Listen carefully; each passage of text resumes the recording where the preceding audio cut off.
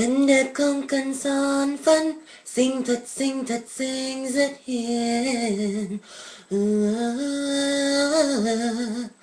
Không quần jean giày cao gót, em chọn riêng mình em áo dài duyên dáng, giống như hoa kia bên thềm ngàn hương không khoe sắc màu, ngàn đóa hoa đang rực rỡ không sánh bằng. Nhẹ nhàng tung bay tà áo dài, em phụ nữ Việt anh lên bao dạng người phương Đông. Người đẹp rất xinh hay vì anh đang ngập tràn hạnh phúc bên em bừng lên khúc xuân xanh ngời.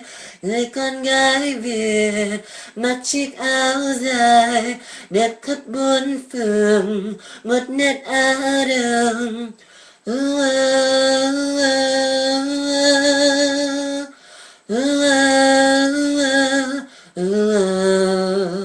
Một ngày nay xa chiều buồn lang thang tình cờ ngang qua, buồn đau trong buồn bờ vai xinh tôi không quên.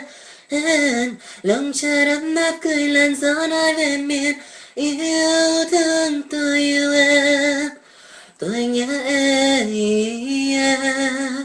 Người đẹp rất xinh hay vì anh đang ngập tràn hạnh phúc bên em bừng lên khúc xuân xanh ngời.